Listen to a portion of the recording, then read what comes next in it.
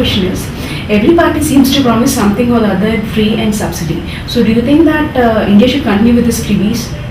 The answer is self-evident. In a poor country, poverty is no sin. It is no virtue either. It will be wrong to think that the people, because they are poor, they are a problem. They are not a problem. A problem is created for them. They are the victims of bad governance and bad politics for 60 plus years in this country. Whether it's illiteracy or poverty or disease or ignorance, it is not of the making of the people themselves. And therefore it is our duty to do whatever we can and as fast as we can to lift them out of poverty. And in the short term, sometimes immediate help like food subsidy is required to some extent. But the tragedy of India is that short-term freebie, these sops have become the only policy. And therefore you now have 2 rupees a kilogram rice or free rice in many states increasingly. Or you have interest-free loans, you have loan waivers, you have color television. I'm actually waiting for some party to offer, let us say 5 bottles of liquor every month to every family once elected to office. Why not? If color television is given free, why not 5 bottles of liquor? So we become today utterly irrational and totally corrupt in our approach to public life. This is not what people of India want. This is what people of India need. This is not what people of India need. What we need is a comprehensive strategy to combat poverty. And poverty has never been eliminated unless the society is well educated. Therefore, the first priority must be education, irrespective of birth, caste, economic status. Every child must be able to fulfill her true potential, must have access to decent quality education, and along with mother tongue, access to English language education of quality and computers. Given the modernity and the rapid pace of developments all over the world and in the country. And 2, comprehensive high quality health care so that you don't have to spend out of pocket. One of the biggest causes of perpetuation of poverty is ill health in this country.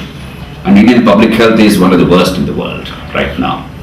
And 3, skills. Millions of Indian young people, they are desperate to work. We're all talking about the demographic dividend. We're all talking about a very large number of young people below 35 years of age. We have 73% Indians in that age group. Now, if we do not really harness this human resource, it will easily be a demographic nightmare. It's not a demographic dividend. And most Indian young people, even with some smattering of education, they have no skills worth employable. And therefore they are unemployed. It's because they simply don't have the skills to create wealth, and therefore they remain on the margins of the economy. Therefore skills and employment.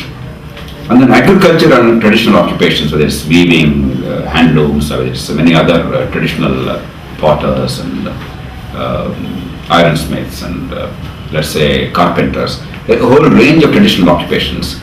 We have to modernize them. We have to align them with the modern markets. We have to add value wherever feasible, like in agriculture for instance, enhance productivity and add value and see that it becomes remunerative. And there is a seamless integration between traditional agriculture and industrialization. These two are not antithetical to each other.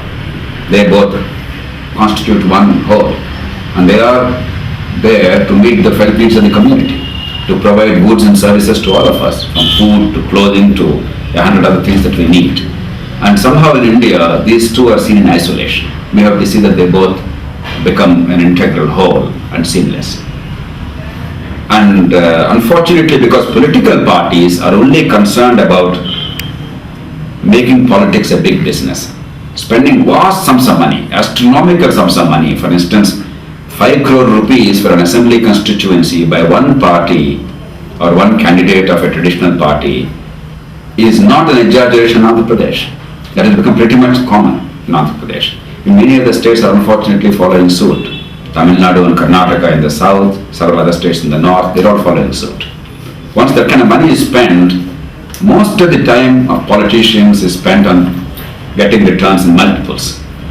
Contracts, commissions in public contracts and procurement, or transferring public officials for a consideration, taking money and bribes, or influencing the crime investigation in police stations, or occupying public land, very high value urban public land, and then encroaching upon that and then making commerce out of public property, or the limited regulatory authority that the government has, or the mining leases and licenses, or some other form of patronage, exercise that patronage for private gain.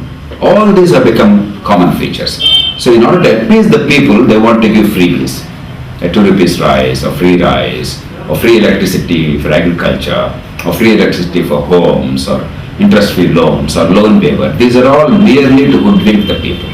Yes, there is a case for short-term help when people are in dire straits, but that cannot be the major policy. Substantially, resources must go to wealth creation and elimination of poverty, enhancing capabilities, empowering people, making them self-reliant, not making them dependent on state patronage and making them completely losing in self-esteem. That's exactly what's being done now.